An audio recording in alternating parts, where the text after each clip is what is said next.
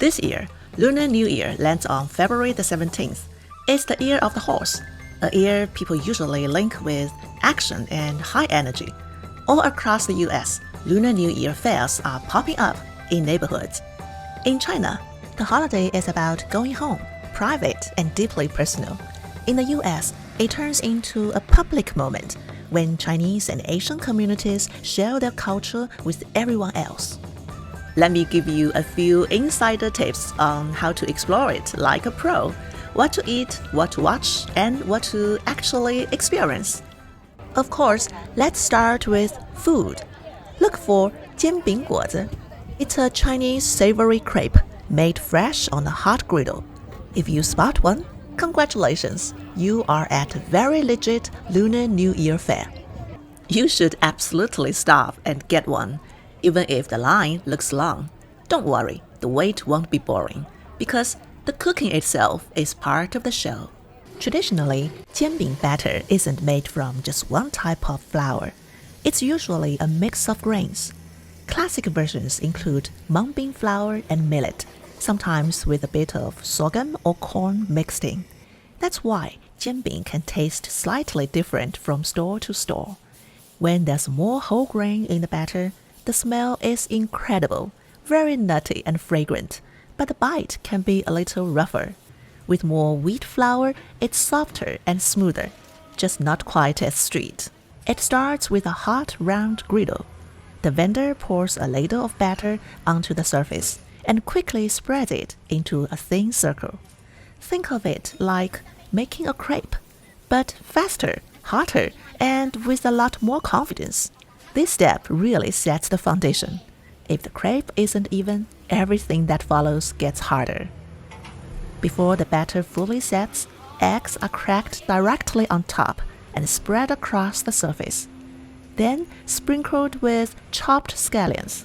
This is usually the moment when the smell really hits, and you realize you are definitely ordering one. Next, the crepe is flipped. Slices of meat, or sometimes bacon, are added, and then comes the sauces. This is where each store shows its personality. There's usually a savory sauce, sometimes something sweet, sometimes chili. Some vendors freestyle a bit and throw on corn, lettuce, or whatever they feel works that day. But one thing you should never skip is the crispy element. A thin fried cracker placed right in the middle. At this point, it starts to look familiar to Americans, almost like a breakfast wrap, just with way more texture. Finally, it's folded or rolled up in one smooth motion, cut into a few pieces, slid into a paper sleeve, and handed to you. It's crispy and soft at the same time, with a strong savory flavor.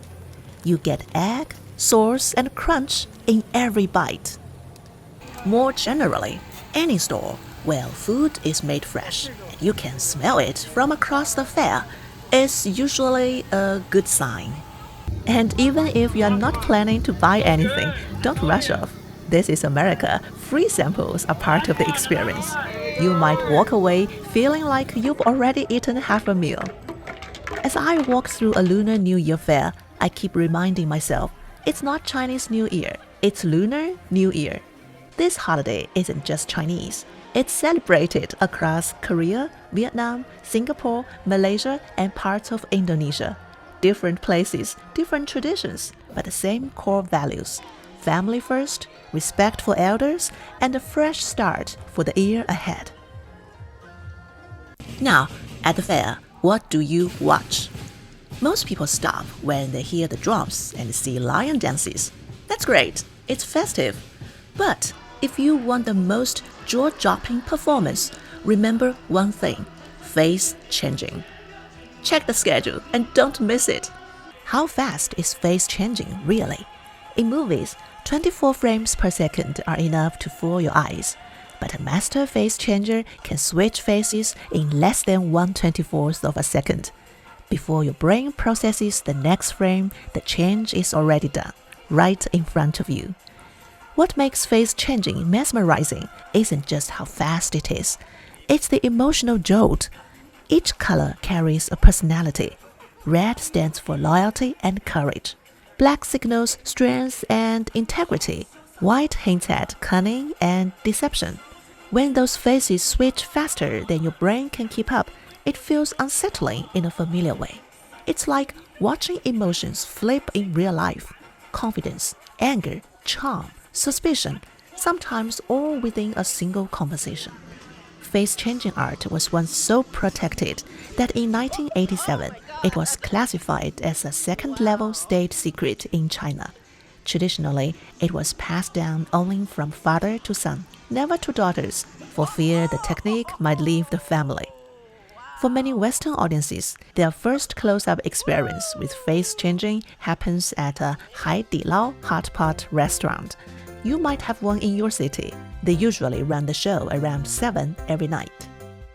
So, what do you actually get to experience?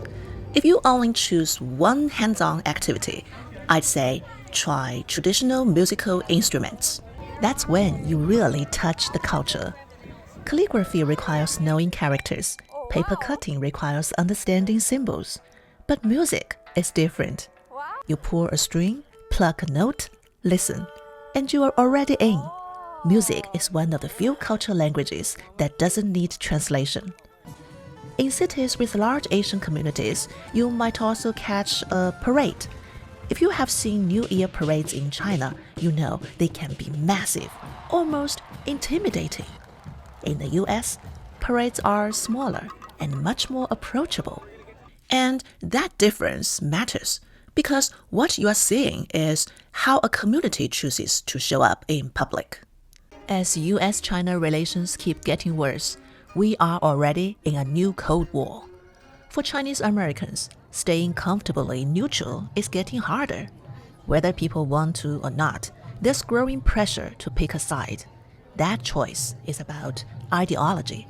It's also about very practical questions. Where your future is, where your kids will grow up, and which rules you are willing to live under. Some people choose to stay closely tied to the Chinese government, often because of access, benefits, or a sense of loyalty. In some cases, that alignment goes too far, crossing legal or ethical lines. When that happens, it doesn't strengthen the community. It brings suspicion and makes life harder for everyone else. Others choose a different path. They commit to building their lives in the US, working here, paying taxes, raising families, and contributing to a society they believe in. That choice is about choosing a system of rules and institutions they trust. That's why Lunar New Year fairs matter to me more and more. People come for food, performances, and familiar sounds. Politics stays in the background, at least for a few hours. Personally, my favorite part is watching the children perform. They are full of energy. They carry no historical baggage. They are not anxious about geopolitics. They are simply dancing, playing, and being alive. I can't help but envy them. Growing up in a civic system grounded in rules and responsibility, they won't just shape one country, they'll help shape the future of human society. So, if the weather's good, take your family to a Lunar New Year fair. Beyond all the division and noise, you might walk away with a sense of warmth and optimism about the future. In China's traditional calendar, this year and the next fall into what's called the red horse, red goat cycle, a fire-heavy phase that only shows up once every 60 years. These years often end up being remembered for big change and uncertainty, which is why moments like this matter even more. Okay, have fun. Until next time.